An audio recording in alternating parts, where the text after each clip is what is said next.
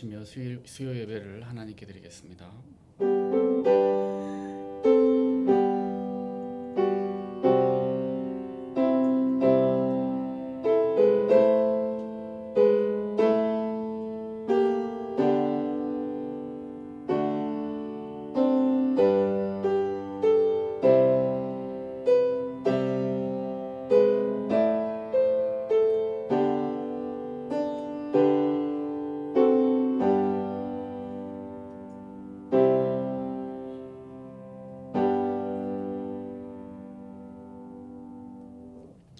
아버지 하나님, 하나님께서 기뻐하시는 은혜의 자리, 예배의 자리 사모하여 나아올 수 있도록 인도하여 주시니 감사합니다.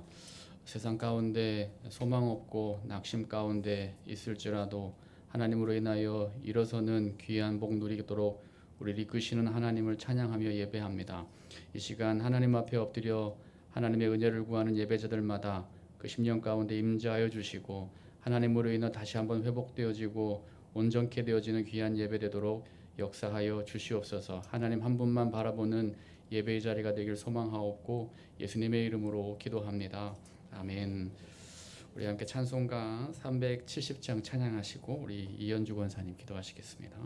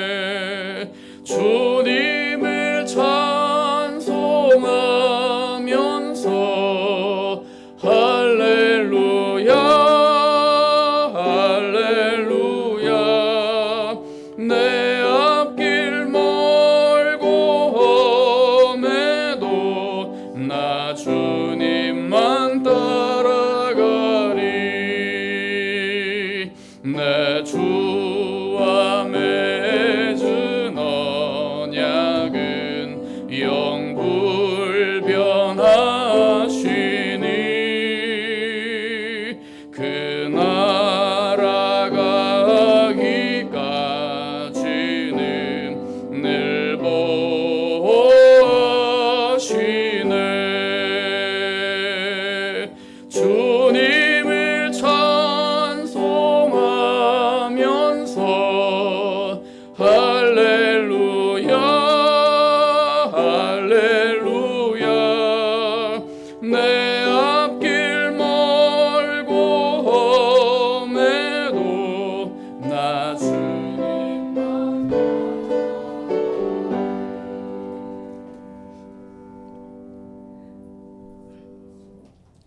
참 소망이 되신 하나님, 3일 동안 저희들을 인도하여 주시고 또 이 시간에는 수요 예배로 저희들을 불러주셔서 찬양과 경배로 주님께 영광을 돌리게 하심에 감사드립니다. 어느덧 올해 하반기에 첫 수요 예배를 드리게 되었습니다. 바쁘게 살며 주님 앞에 연초에 다짐했던 것들을 지키지 못한 아쉬움도 가득합니다. 저희들은 십자가에 구속하신 은혜를 받았지만 여전히 하나님 말씀대로 살지 않고 사랑하지도 못하고 용서하지도 못하고 정직하지도 않게 살았음을 고백합니다. 또한 주님을 복음을 제대로 증거하지 않고 살았습니다. 하나님, 우리의 연약함을 용서해 주시옵소서. 우리의 죄를 주님의 보혈로 깨끗게 하시고 이 시간 저희들을 정결케 하여 주시옵소서. 사랑의 하나님, 이번 주 새벽 기도 주간이 오니 더욱더 은혜를 베풀어 주시옵소서. 저희들은 다시 한번 열심을 품고 주를 섬기는 교회의 표효를 기억하며 2023년 하반기에는 주님께 더욱더 초점을 맞추어 각자의 자리에서 최선을 다하며 주를 섬기게 하여 주시옵소서. 동신교회 많은 성도들이 7월에 출타를 하게 됩니다. 어디에서나 안전하게 지켜주시며 재충전의 시간들이 되게 하여 주시옵소서. 이성훈 담임 목사님 현재 홍콩 한국교회 협의회 수련회 참석 중입니다. 수련회를 통하여 좋은 교제와 회의들이 잘 진행되게 하여 주시고 하나님의 은혜로 홍콩에서 해야 할 모든 일들을 잘 감당케 하시며 영육 간의 강건함을 더하여 주시옵소서. 이 시간 말씀을 전하시는 이주익 목사님께도 주의 말씀을 증거할 때 성령의 두루마리 입혀 주셔서 하나님 말씀을 잘 전할 수 있도록 해주시고 또한 말씀을 듣는 저희 마음이 옥토가 되게 하셔서 하나님 말씀을 잘 듣고 그 말씀이 그 마음판에 심겨질 수 있도록 은혜를 부어 주옵소서. 언제나 우리를 사랑하시고 긍휼히 여기시는 예수님의 이름으로 기도합니다. 아멘.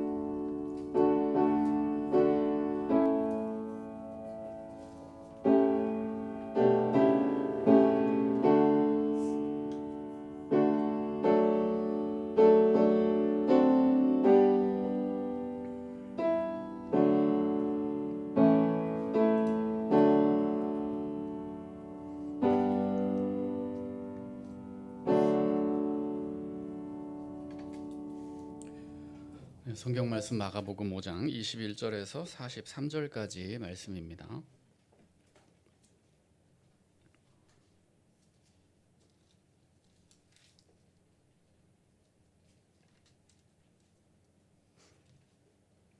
마가복음 5장 21절에서 43절까지 저와 여러분이 한 절씩 교독으로 읽겠습니다.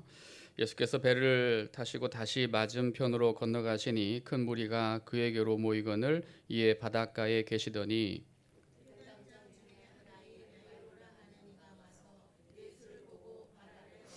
간곡히 구하여 이르되 내 어린 딸이 죽게 되었사오니 오셔서 그 위에 손을 얹으사 그로 구원을 받아 살게 하소서 하거늘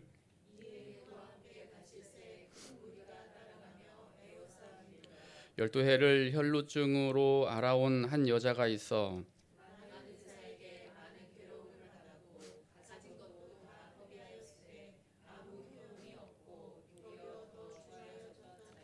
예수의 소문을 듣고 무리 가운데 끼어 뒤로 와서 그의 옷에 손을 대니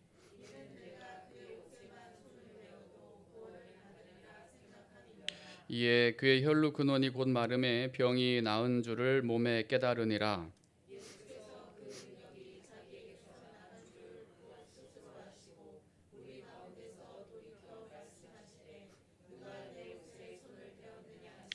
제자들이 여짜오되 무리가 애워싸 미는 것을 보시며 누가 내게 손을 대었느냐 물으시나이까 하되 여자가 자기에게 이루어진 일을 알고 두려워하여 떨며 와서 그 앞에 엎드려 모든 사실을 여쭈니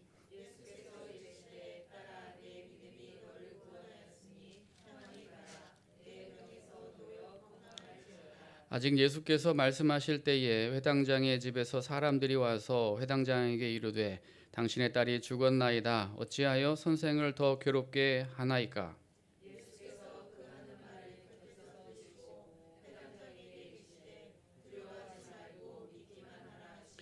베드로와 야고보와 야고보의 형제 요한 외에 아무도 따라옴을 허락하지 아니하시고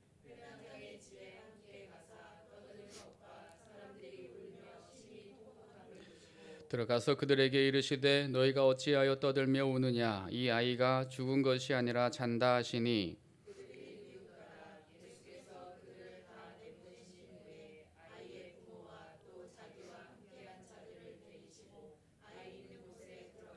그 아이의 손을 잡고 이르시되 달리다굼 하시니 번역하면 곧 내가 내게 말하노니 소녀야 일어나라 하심이라.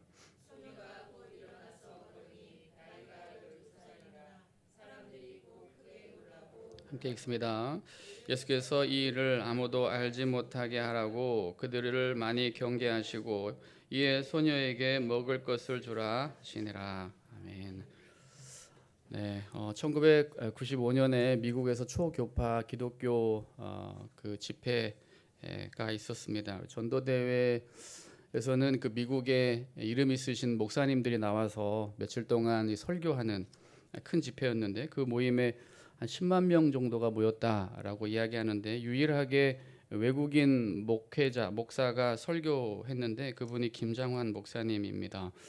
올해로 이 89세가 되신 이 김장환 목사님 잘 알고 계시는 분도 계실 텐데 수원에 있는 수원중앙 침례교회 원로 목사님이시고요.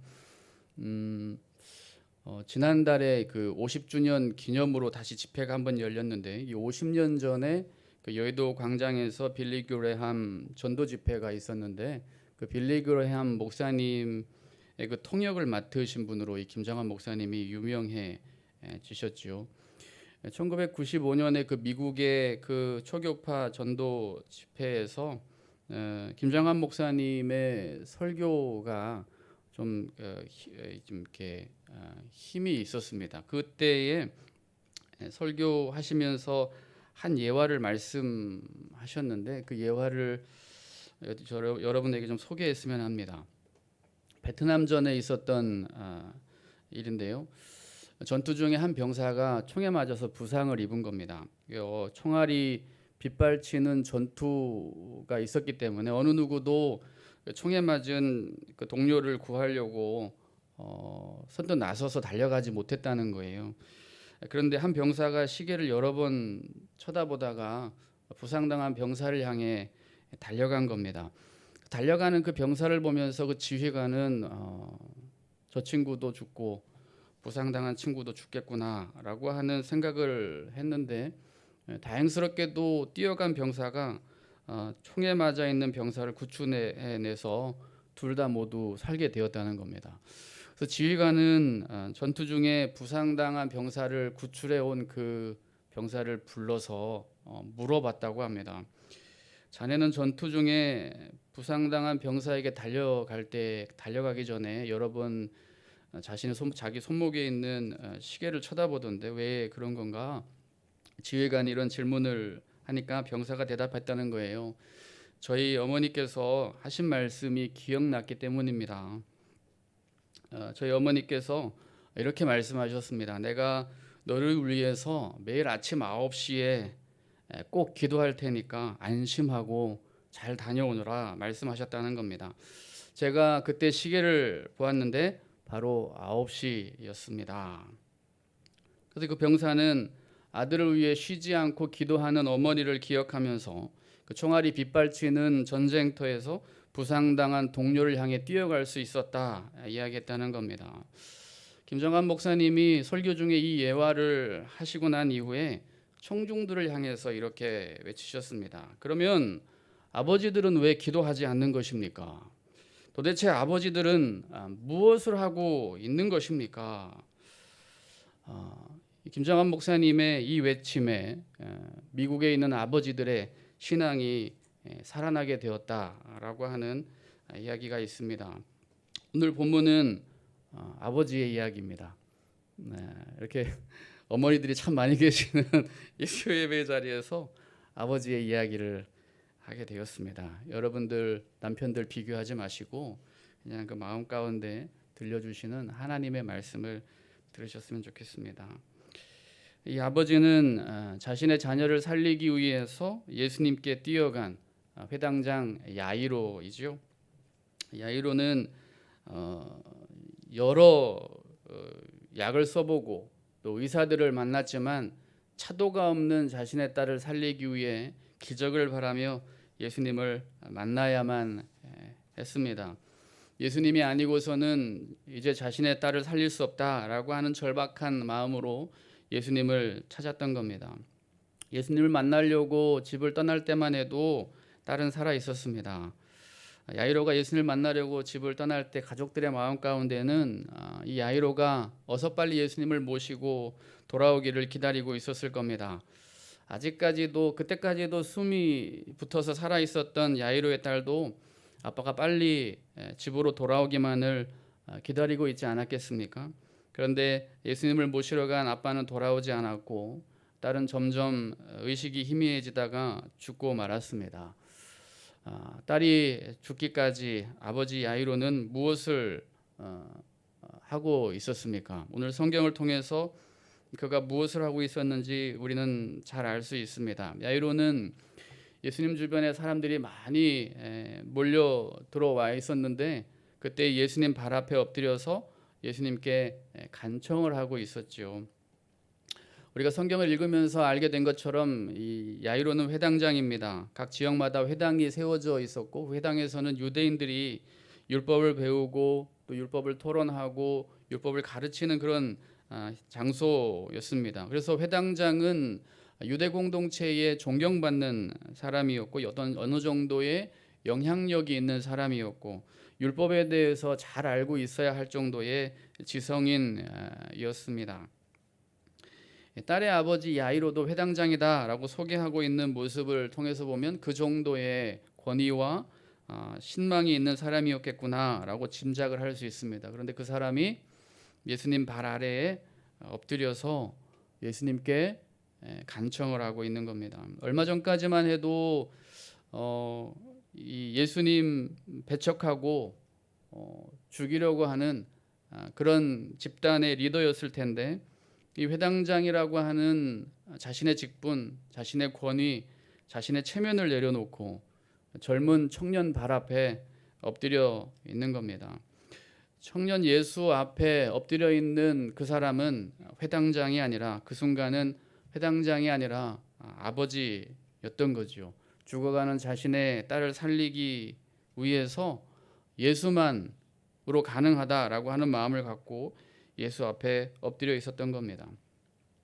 이 야이로의 모습을 보면 자신의 지위와 체면을 내려놓고 예수 발 앞에 엎드려 있는 야이로의 모습을 보면 어쩌면 하늘 보좌를 버리고 사람의 몸을 입고 이 땅 가운데 오신 예수님의 모습이 오히려 떠오르게 됩니다. 에베소서 2장 3절의 말씀에는 이렇게 기록을 하고 있습니다. 제가 읽어드립니다. 전에는 우리도 다 그 가운데에서 우리 육체의 욕심을 따라 지내며 육체와 마음에 원하는 것을 하여 다른 이들과 같이 본질상 진노의 자녀이었더니 긍휼이 풍성하신 하나님이 우리를 사랑하신 그 큰 사랑을 인하여 허물로 죽은 우리를 그리스도와 함께 살리셨고. 저와 여러분이 어떤 사람이라는 겁니까? 죄와 허물로 죽었다. 그러니까 죄와 허물로 죽어 있는 본질상 진노의 사람들이었다라고 이야기합니다. 본질상 진노의 자녀이었기 때문에 결과는 정해져 있는 겁니다. 하나님의 진노와 하나님의 심판을 받아야 하는 인생이었다라고 하는 겁니다. 그렇게 하나님의 심판을 받아야 마땅한 인생들이었지만 하나님은 우리를 살리고 싶으셨던 겁니다. 하나님은 우리가 죽어 있는 자로 그렇게 차갑게 누워 있는 인생으로 살아가는 것을 하나님은 원하지 않으셨다는 겁니다. 왜냐하면 하나님의 자녀이기 때문에 그런 겁니다. 야이로가 살리고자 했던 사람이 자신의 자녀이었던 것처럼 우리는 하나님의 자녀이기 때문에 하나님께서 우리를 향하여 보실 때에 우리가 죽은 자로 사는 것을 원치 않으셨던 겁니다.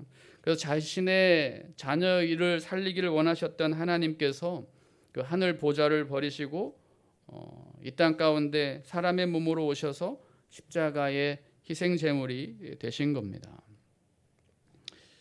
지난 6월 마지막 날 30일에 지금도 한국에는 비가 많이 내리고 있다고 하는데 그때 집중적으로 호우가 내렸습니다. 그날 유수에 경북 영주에 산사태가 나서 한 집이 무너졌다라고 하는 뉴스가 있었습니다. 그 집에는 3대 가족 10명의 사람들이 살고 있었는데 산사태로 인해서 벽과 지붕이 무너져서 생후 14개월 된 여자아이가 매몰되어 사망했다라고 하는 뉴스가 있었습니다.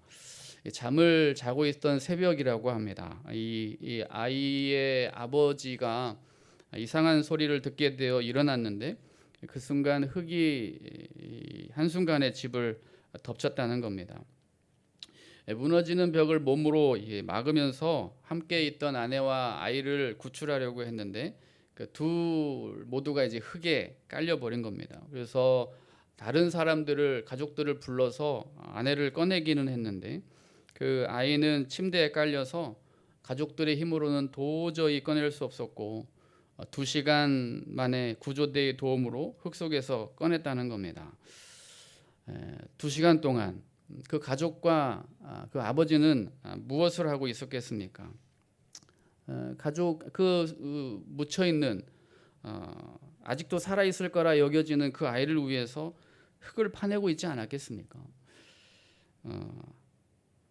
하나님은 어떠셨겠습니까? 하나님이 아담과 하와가 범죄해서 에덴 동산에서 쫓아내신 이후에 하나님은 편안하게 두 발 뻗고 주무셨겠습니까?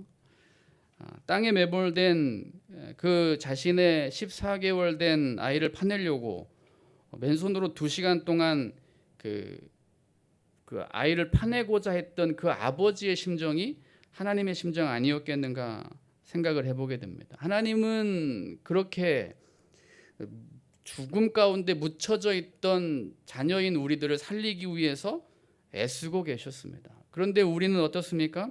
우리는 죽어 있었기 때문에 허물과 죄로 죽어 있는 자였기 때문에 하나님을 향해서 무감각한 겁니다. 하나님은 그렇게 맨손으로 흙을 파는 아버지와 같이 그렇게 애달픈 심정으로 우리를 향해 살리고 싶으셨지만 그 모습을 우리는 알지 못하는 겁니다. 하나님께서 우리를 위해 어떤 일을 하고 계셨는지, 어떤 일을 하고 있으신지를 알지 못하는 겁니다. 하나님은 우리가 알지 못하는 순간에 자신의 독생자 아들을 희생제물 되게 하셔서 우리의 죄와 허물 가운데 죽을 수밖에 없던 우리를 건져내어 살려 주신 겁니다.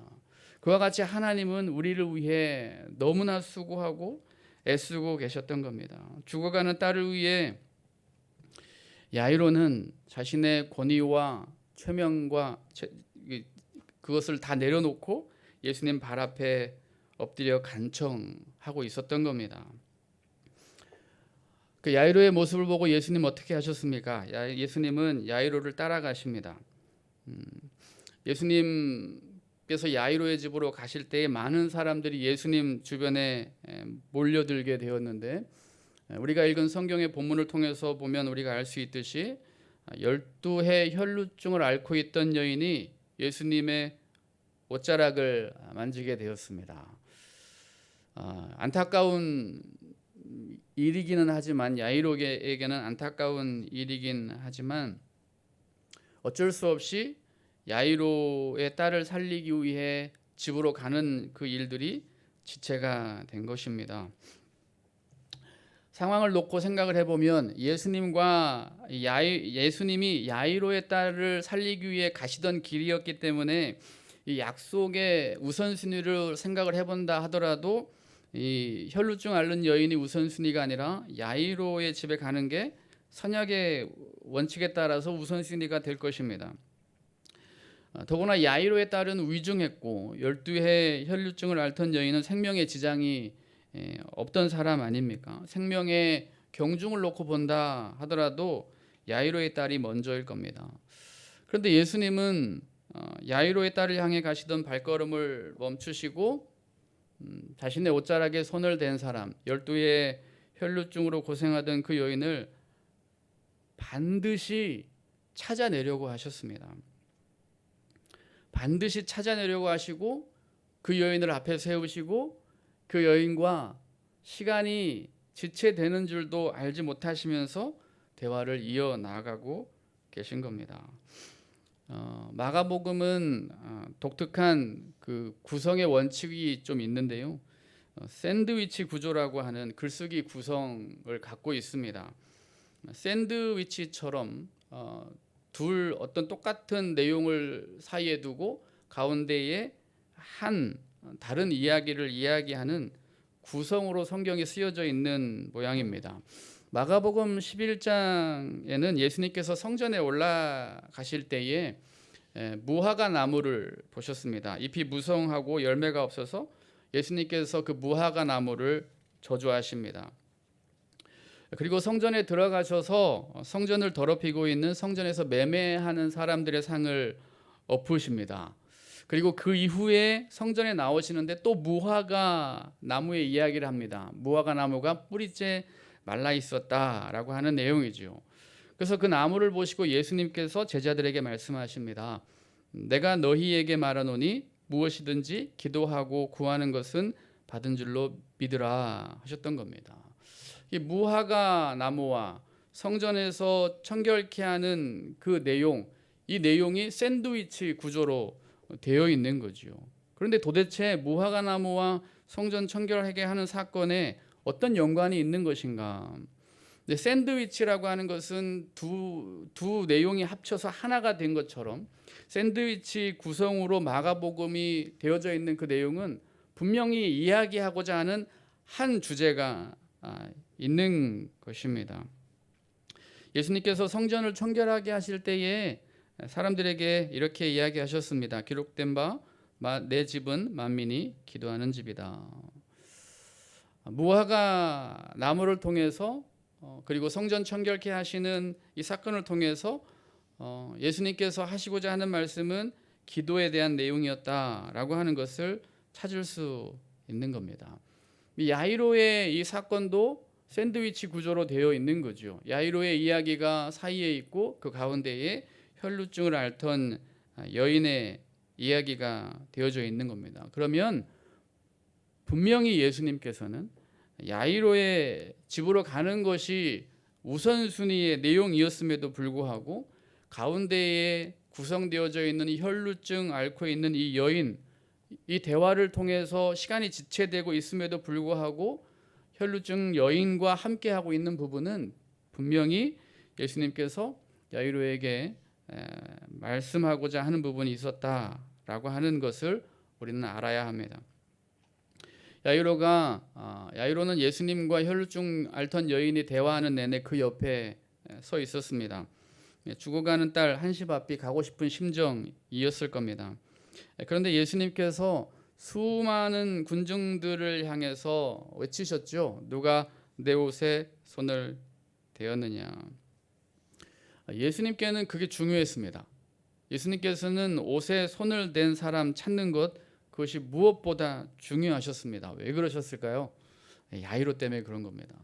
야이로에게 그 내용을 이야기해 주셔야 했기 때문에 그런 겁니다. 예수님 주변에는 정말 수많은 사람들이 몰려들었고 수많은 사람들이 예수님과 가까이 가기 위해서 밀치고 있었기 때문에 누군가는 분명히 예수님의 옷을 스쳤고 예수님의 옷을 만졌고 누군가는 예수님의 손을 붙잡고 싶어 했고 누군가는 예수님이 자신을 한 번이라도 쳐다봤으면 좋겠다라고 하는 마음으로 예수님을 향해서 소리치기도 했을 것입니다.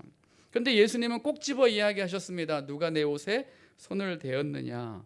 손을 댄 그 사람을 예수님은 찾고 싶으셨던 겁니다. 그 12의 혈루증 앓던 그 여인을 만나서 예수님께서 하신 말씀이 무엇입니까? 내 믿음이 너를 구원하였다라고 하는 말씀입니다. 예수님의 옷자락에 손을 댄 그것이 바로 믿음이라고 하시는 겁니다.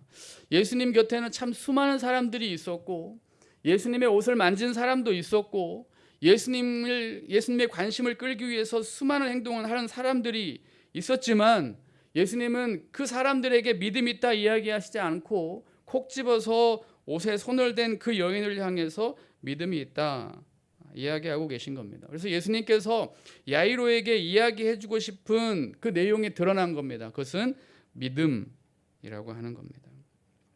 다르게 이야기하면 혈루증 여인을 만나기 이전에 야이로에게는 믿음이 없었다 하는 겁니다. 자신의 딸을 살리기 위해 예수님께 나와서 예수님께 간청하고 예수님을 자신의 집으로 모셔가고 있는 야이로의 그 심령에는 믿음이 아니었다 하는 거죠. 오히려 예수님께서 자신의 딸을 살리고자 하는 그런 기적을 보고 싶었던 내용인 것입니다. 그래서 우리는 조금 더 생각해 볼 수 있습니다. 예수님은 어떤 분이신가 하는 것을 좀 생각해 볼 수 있는 내용이라는 겁니다. 예수님께서 야이로가 믿음이 없을 때에 야이로가 간구하는 것에 반응하셨다면 예수님은 믿음 없는 자의 기도에도 반응하시고 응답하시는 분이다라고 하는 것을 우리는 생각해 볼 수 있다는 거죠. 근데 예수님께서는 믿음이 없는 야이로의 간청이었음에도 불구하고 그렇게 응답하신 이유가 무엇입니까? 네, 오늘 좀 본문의 전체적인 흐름의 내용을 통해서 알 수 있습니다. 야이로의 믿음을 깨우쳐주고 야이로가 믿음 갖도록 가르쳐 주시기 위함 아니겠습니까? 교회 처음 나오시는 분들을 이렇게 환영하면서 교제하면서 교회 오래 다니셨던 분들이 이야기 하실 때에 이런 이야기 하는 것 종종 듣습니다. 하나님은 교회 처음 나오시는 사람들의 기도 잘 응답해 주세요 라고 하는 그런 이야기죠.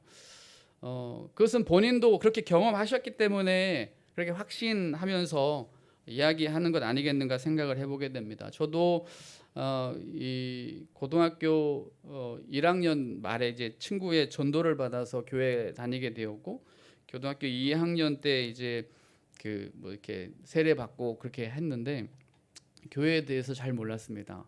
왜 하나님이 왜 아버지인지 예수님이 왜 아들인지 잘 몰랐습니다. 미션 스쿨을 그렇게 오래 다녔지만 그 내용을 잘 몰랐습니다. 그런데 그 친구가 방언 기도라는 걸 했습니다. 그래서 방언 기도가 뭔지 잘 몰랐지만 그 친구도 저에게 그렇게 이야기했습니다. 교회 처음 나오는 사람의 기도 하나님 잘 들어주셔. 그렇게 이야기하셔서 저도 하나님께 방언 기도 하게 해달라고 기도했는데 네, 얼마 지나지 않아서 방언 기도 하게 되었습니다. 믿음 없는 사람의 간구임에도 불구하고 하나님께서 응답하시는 이유가 무엇입니까? 믿음의 사람 되라고 하시는 거예요. 하나님께서 믿음 없는 사람의 기도와 간구에도 하나님께서 응답해 주시는 것은 그를 향한 하나님의 놀라운 계획이 있는 겁니다. 그 놀라운 계획이 무엇입니까? 내가 너를 믿음의 사람으로 세우리라 하시는 하나님의 계획인 거죠. 보통 우리가 기도에 응답 잘 받는 사람이라고 알려지면 신앙생활 잘하는 사람이라고 우리가 생각할 수 있지만 우리 사람들은 그렇게 보여질지 모르지만 하나님의 마음은 다르다는 겁니다. 하나님은 그렇게 응답을 해주시면서 하나님과 깊은 교제를 하나님과 하기를 원하시고 그 사람의 믿음이 좀 더 성숙한 믿음의 사람이 되기를 원하시는 하나님의 마음이 있는 겁니다. 하나님께서 우리에게 건강 주시는 이유가 무엇입니까? 믿음의 사람이 되라는 거예요. 하나님께서 우리에게 부유함을 주시는 이유가 무엇입니까? 믿음의 사람이 되라는 거예요. 교통사고에서 살아나게 하시는 이유가 무엇입니까? 믿음의 사람이 되라는 겁니다. 요즘은 많이 교회 공동체 안에서 그런 분위기가 많이 사라지긴 했지만 제가 청년 때에 교회를 다니면서 자주 들었던 단어 중에 하나가 기복신앙이다라고 하는 겁니다. 복을 받기 위해 교회 다니는 신앙이다라고 하는 이야기 아니겠습니까? 근데 일이 잘 되고 사업이 잘 되고 건강해지고 자녀들이 다 잘 되는 그런 기복신앙의 마음으로 어쩌면 처음에 신앙생활을 시작할지도 모르겠습니다. 그런데 신앙생활을 하면 할수록 신앙생활의 깊이가 깊어지면 깊어질수록 신앙이 성숙되고 성숙하면 기복이라고 하는 그런 신앙은 사라지고 성숙한 믿음에 대한 갈망이 생깁니다. 하나님께서 우리를 그렇게 성숙한 믿음의 사람으로 세워가고 계시기 때문에 그런 거예요. 하나님께서 우리를 부르실 때는 기복에 대한 내용으로 교회의 의자에 앉히셨을지는 모르겠지만 하나님께서는 그 사람을 향해서 놀라운 계획을 갖고 계시는데 우리 안에 있는 믿음이 성장하고 성숙되기를 원하시는 하나님의 계획이다 하는 것입니다. 주변 예수님 주변에 많은 사람들이 몰려들었지만 예수님 주변에 몰려들었던 많은 사람들에게 예수님이 너희가 믿음이 있다라고 말씀하시지 않고 혈루병 앓고 있던 그 여인, 예수님을 만진 그 여인에게 믿음이 있다라고 이야기하셨습니다. 무슨 이야기냐면 혈루병을 앓던 이 여인과 같은 믿음이 있어야 한다라고 하는 것을 주변의 사람들에게 알려주신 것뿐만 아니라 샌드위치 구조에 있는 이 야이로에게 가르치고 싶으셨던 겁니다. 그 야이로에게 너는 이제 기적을 원하는 자가 아니라 믿음이 있는 사람이 되어야 한다라고 가르치고 있는 겁니다. 여러분, 우리가 생각해야 됩니다. 다른 사람 살리기 위해서는, 다른 사람이 성숙한 사람으로 성장하기 위해 돕는 사람이 되기 위해서는 내가 먼저 믿음의 사람이 되어야 한다 하는 겁니다. 여러분, 우리가 홍콩에 있기 때문에 어쩔 수 없이 비행기는 최소한 한 번쯤 다 타본 사람들 아닙니까? 근데 비행기를 타다 보면 위기 상황에 대처하는 안전수칙 이야기해주는 승무원들 보게 됩니다. 그때 산소 마스크 어떻게 하라고 합니까? 산소 마스크가 떨어지면 아이고 우리 애기 그러면서 애기를 먼저 씌우라고 하지 않죠. 자기가 먼저 산소 마스크를 어른이 쓰고 난 다음에 동행하고 있는 자녀에게 씌워야 한다라고 말합니다. 내가 쓰러지면 자녀도 도울 수 없기 때문에 그런 겁니다. 누군가를 돕고자 하는 신앙의 사람이라면 내가 먼저 신앙의 성숙이 있어야 된다 하는 거죠. 자녀의 신앙을 세우기 원하는 부모라면 그 자신의 신앙이 먼저 성숙되고 바르게 세워져 있어야 한다 하는 거죠. 우리 가정을 세우기 위해, 우리 교회를 세우기 위해, 우리의 민족을 세우기를 위한 믿음의 사람 마음을 갖고 있다면 내가 먼저 믿음의 사람으로 성숙되어져야 한다 하는 것입니다. 믿음의 사람인 부모가 자녀를 믿음으로 가르칠 수 있는 것이겠죠. 그런데 믿음에는 분명히 시련이 있습니다. 예수님께서 혈루병 앓던 이 여인을 멈추어 세워서 야이로를 옆에 두고 야이로에게 주변에 있는 많은 사람들에게 믿음에 대해서 가르치셨을 때 그 야이로의 그 새롭게 세워지고 있는 그 믿음을 흔드는 사건이 일어나게 됩니다. 예수님 모셔가는 이유가 자신의 딸을 살리기 위함이었는데 자신의 딸이 죽었다 하는 소식이 들려온 겁니다. 딸의 아버지가 되어 보았습니다. 생각해 봤습니다. 참 많은 생각을 하게 되었는데 지체하고 계신 예수님도 원망이 되고 주변에 예수님 가지 못하도록 가로막은 혈루병 여인 향한 원망도 생겼습니다. 야이로의 심정도 그렇지 않았을까 생각을 해보게 되었는데 예수님께서는 야이로에게 독특한 말씀을 하십니다. 이렇게 말씀하셨죠. 두려워하지 말고 믿기만 하라. 두려워하지 말고 믿기만 하라. 이 야이로의 마음 가운데 무슨 감정이 생겼다는 겁니까? 두려움의 감정이 생겼다는 겁니다.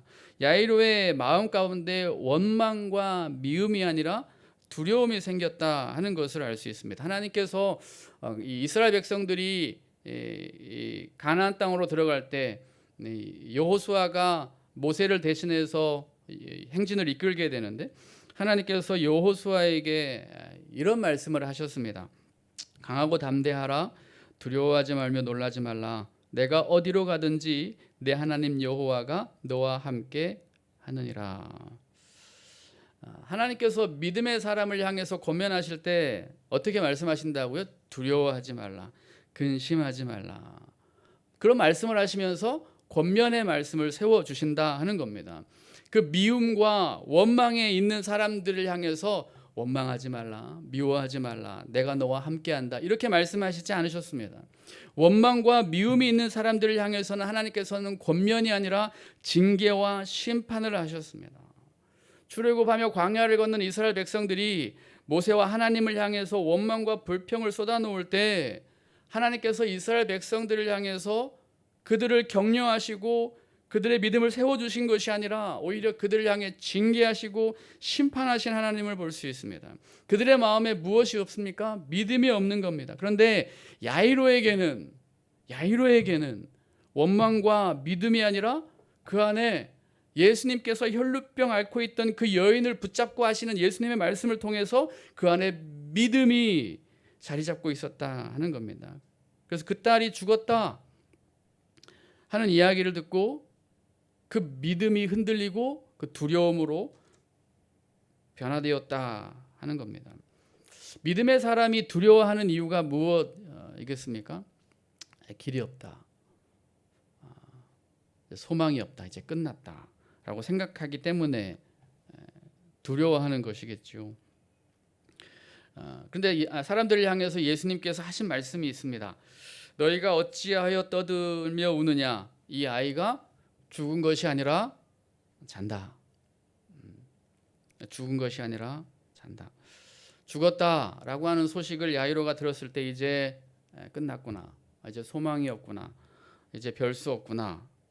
그런 마음이 들면서 두려워하기 시작했는데 예수님께서 그 믿음을 흔들고 있는 그 시험으로 떨고 있고 두려워하고 있는 야이로를 향해서 죽은 것이 아니다. 이 아이는 자고 있다. 잠시 멈춘 것이다 이야기하고 있는 겁니다. 예수님께는 아직 끝나지 않았다는 겁니다. 예수님께는 아직 소망이 있다 이야기하시는 거예요. 예수님과 함께 하시면 방법이 있다라고 이야기하시는 거죠. 우리들은 두려워하는 일들 종종 많이 만납니다. 이제 끝났다. 이제 코너에 몰렸다. 이제 방법이 없다 생각하면서 두려워하게 되는 거죠. 건강이 악화돼서 이제 내 인생 끝났다 생각하기도 합니다. 이제 사업이나 직장에 소망이 없어서 이제 끝났다. 두려움의 마음에 생길 때가 있습니다. 우리의 신앙이 이 일들로 인해서 이제 죽었구나라고 생각되는 그때에 예수님은 우리에게 말씀해 주신다는 거예요. 소망이 없는 것이 아니다. 길이 없는 것이 아니다. 끝난 것이 아니다. 잔다. 라고 이야기하는 겁니다. 깨우면 된다는 겁니다. 길이 있다는 겁니다. 예수님이 소망이 되신다. 말씀해 주고 있는 것입니다. 딸의 아버지 야이로는 예수님의 말씀을 믿게 된 겁니다. 그래서 소망을 갖고 딸 아이를 예수님께 맡긴 것이죠. 여러분, 우리 하나님 어떤 분이십니까? 우리 아버지 되시는 하나님, 우리가 죽은 자였고 소망 없고 하나님을 모른 척 살아가는 인생들이었지만 그럼에도 불구하고 하나님 아버지는 독생자 아들을 이 땅에 보내시면서 우리를 살게 하신 분입니다. 우리가 믿음이 없을 때에도 하나님께 간구하면 하나님은 응답하시고 동행해 주셨습니다. 우리의 마음 가운데 신앙이 자라지 못해서 교회 다니고 있음에도 불구하고 우리의 마음 가운데 불평과 원망과 좌절과 시기의 마음들이 가득할 때에도 순간순간 믿음의 학습들을 통해서 야이로에게 혈루증 여인을 통해서 믿음을 세우신 것처럼 우리의 믿음을 세워가시면서 우리가 믿음의 사람으로 변화되게 격려해 주셨습니다. 그리고 우리의 인생 가운데 죽었구나, 끝났구나, 이제 더 이상 소망이 없구나 생각할 때에도 아직 죽지 않았다, 아직 끝나지 않았다 소망을 주시면서 우리를 일으켜 주신 하나님이십니다. 하나님은 끝까지 포기하지 않으셨습니다. 하나님께서 끝까지 포기하지 않으셨다 하는 증거가 저와 여러분 아닙니까? 여러분 살고 있잖아요. 하나님께서는 여러분을 포기하지 않으셨기 때문에 여러분이 영생을 얻고 생명을 얻고 살아가고 있는 것입니다. 우리 아버지 되신 하나님께서는 우리 죽어 있는 우리의 영혼 살리시기 위해 참 많이 애쓰고 계십니다. 예수님께서 죽은 소녀 앞에 서서 외치시죠. 달리다굼 깨어나라 일어나라. 아버지는 우리를 포기하지 않으십니다. 하늘 권위를 내려놓으시고 우리를 살리기 위해 무엇이든 하시는 하나님이십니다. 그 하나님께서 잠자는 소녀 앞에 와서 달리다굼 일어나라 말씀하시죠. 하나님께서 그 소녀 앞에서만 달리다굼 일어나라 말씀하시겠습니까? 우리가 게으르고 우리가 영적 감각이 없어서 세상 것 가운데에만 시선을 두고 있을 때에도 하나님은 우리 앞에 찾아오셔서 말씀하십니다. 달리다굼 일어나라 깨어라 하시는 거지요. 사자성어 중에 줄탁동시라고 하는 단어가 있습니다. 병아리가 깨어나기 위해서 밖에서는 어미닭에 쪼아주고 안에서는 그 병아리가 쪼면서 서로 동시에 껍질을 깨어야 한다라고 하는 사자성어이지요. 병아리가 안에서 깨어나려고 꿈틀꿈틀대면 어미닭이 그 소리를 듣고 병아리가 잘 나오도록 이렇게 금을 내어준다 하는 겁니다. 근데 이제 어미닭이 우리 병아리 고생 많다 그러면서 다 깨주면 어떤 일이 생깁니까? 스스로 깨고 나오지 못하는 병아리는 건강하게 자라지 못하는 겁니다.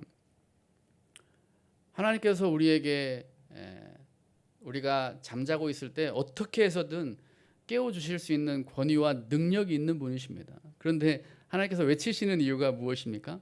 우리가 반응하고 일어나야 건강한 신앙의 사람이 될 수 있기 때문에 그런 겁니다. 우리 어떻게 해야 됩니까? 우리 잠자고 있는 그 소녀와 같이 살아가고 있는 우리에게 하나님 외치실 때 우리 어떻게 해야 됩니까? 일어나야 됩니다. 하나님의 음성을 듣고 반응해야 하는 겁니다. 예수님의 음성을 듣고 그 소녀가 일어났을 때에야 그가 걸을 수 있었고 사람들이 주는 음식을 먹을 수 있었습니다. 하나님께서는 우리의 아버지 되셔서 우리를 살리기 위해 우리가 믿음의 사람으로 성장하기까지 우리를 인도하시는 하나님이십니다. 우리의 귀에 달리다굼 일어나라 깨어라 힘내어라 살아나라 하나님께서 우리에게 부르실 때에 순종으로 반응하며 하나님과 동행하여 살아가는 여러분 되시기를 주님의 이름으로 축복합니다. 기도하겠습니다.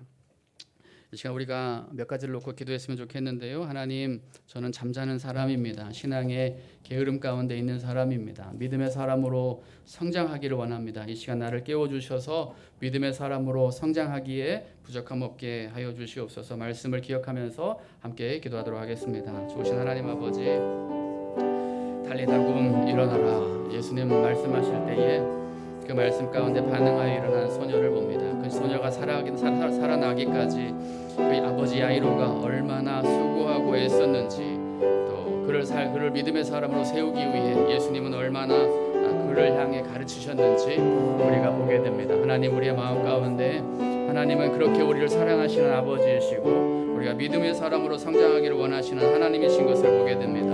하나님, 우리의 마음 가운데 찾아오셔서 말씀하실 때에 그렇게 준비하시고 그렇게 인내하시며 우리를 살리길 원하시는 하나님의 한순간의 말씀이신 것을 깨닫고 믿음으로 온전하게 반응하여 살아 믿음의 사람으로 성장되어지는 우리 모든 인생들 되게 하여 주시옵소서. 하나님의 마음 합한 믿음의 사람 되기를 소망합니다. 은혜를 더하여 주시옵소서. 우리 연이어서 다시 한번 기도할 때에 우리 맥주 감사주일 지난 주일에 보냈습니다. 반년 동안 인도하신 하나님의 은혜 다시 한번 기억해 보면서 감사의 기도를 하나님 앞에 올려드렸으면 좋겠고요. 이수민 권사님의 아버님 소천 별세하셨는데 이수민 권사님의 가족들을 위해서 이 시간 함께 위로의 마음을 가지고 하나님이 가정 가운데 함께 하시고 앞으로의 장래 일정 가운데도 하나님의 은혜를 더하여 주시옵소서. 출타하고 계신 우리 담임 목사님을 위해서도 이 시간 함께 통성으로 함께 간구하며 기도하도록 하겠습니다. 참 좋으신 하나님 아버지, 맥주 감사주의를 보내며 하나님께서 우리와 함께 하시고 우리를 얼마나 사랑하시고 우리를 얼마나 돌보아 주셨는지를 기억하는 시간을 가졌습니다. 또한 우리 하나님 함께 하시는 그 은혜 감사하며 우리 인생 가운데 다시 한번 우리 동행하시고 이렇게 돌보시는 하나님을 기억하며 나아가는 다시 한 해 반년의 한 해가 될 수 있도록 하나님께서 기억하여 주시길 소망합니다. 믿음의 사람들로 감사를 잊지 아니하며 살아갈 수 있도록 우리 입술 가운데 감사의 고백이 넘치게 하여 주시옵소서. 특별히 아버님을 먼저 보낸 우리 이수민 권사님 기억하여 주시고 위로하여 주시고 앞으로 위에 모든 장례 일정 가운데 하나님께서 함께하여 주셔서 위로가 있게 하여 주시고 천국 소망을 갖고 믿음으로 하나님 앞에 아버지 보내드리는 그런 시간 될 수 있도록 인도하여 주시옵소서. 담임 목사님 출타 중에 계십니다. 구하는 모든 과정 가운데 안전 주시고 하나님의 은혜에 넘치게 하여 주시옵소서. 참 좋으신 하나님 아버지 감사합니다. 우리를 하나님께서 얼마나 사랑하시는지 다시 한번 발견하는 그런 말씀 가운데 나아가게 하시니 감사합니다. 포기하지 않으시는 아버지 하나님, 우리가 죽어 있었으나 우리를 살리길 원하셨던 그 하나님의 마음을 다시 한번 기억합니다. 하나님께서 우리에게 찾아오셔서 말씀하실 때에 믿음으로 반응하고 순종하여서 하나님께서 우리에게 원하시는 그 믿음의 성숙함, 믿음의 성장함을 이루어 나아가는 우리 모든 동신 교우들 될 수 있도록 은혜 더하여 주시옵소서. 예수님의 이름으로 기도합니다. 아멘. 찬송가 391장 찬송하시고 주기도문으로 예배 마치겠습니다.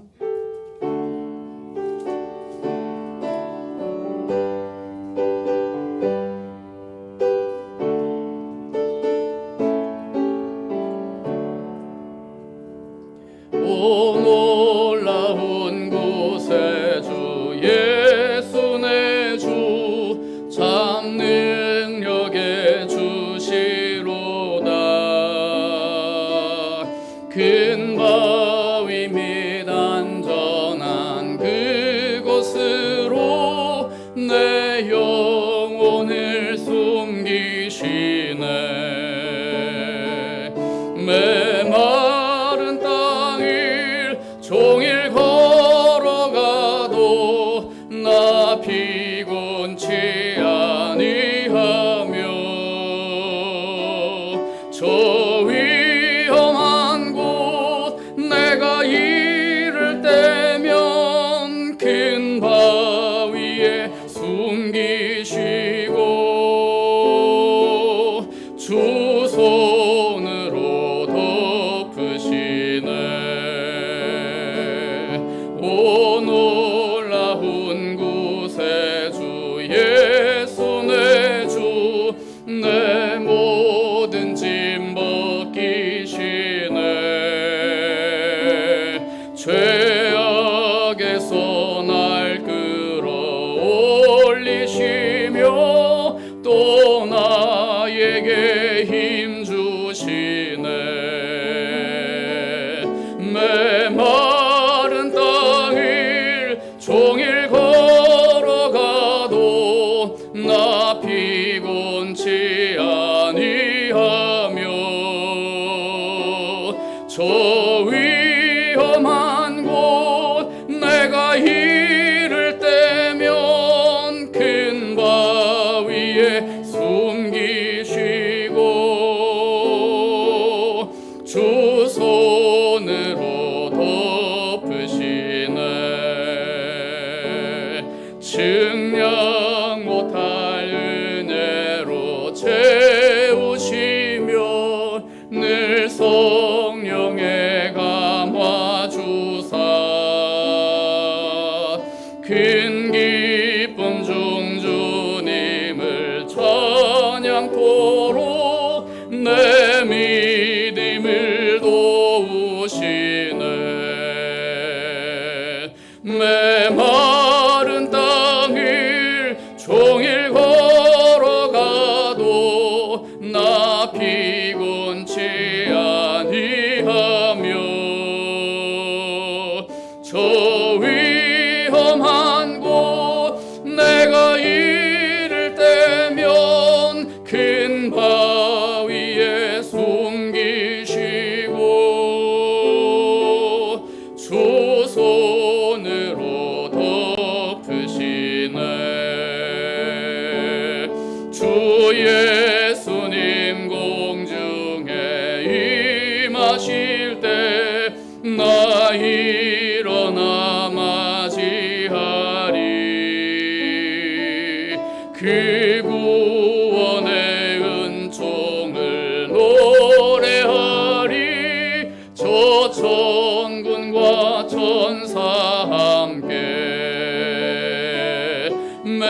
메마른 땅을 종일 걸어가도 나 피곤치 아니하며 저 위험한 곳 내가 이를 때면 큰 바위에 숨기시고 주 손으로 덮으시네. 하늘에 계신 우리 아버지의 이름을 거룩하게 하시며 아버지의 나라가 오게 하시며 아버지의 뜻이 하늘에서와 같이 땅에서도 이루어지게 하소서. 오늘 우리에게 일용할 양식을 주시고 우리가 우리에게 잘못한 사람을 용서하여 준 것 같이 우리 죄를 용서하여 주시고 우리를 시험에 빠지지 않게 하시고 악에서 구하소서. 나라와 권능과 영광이 영원히 아버지의 것입니다. 아멘.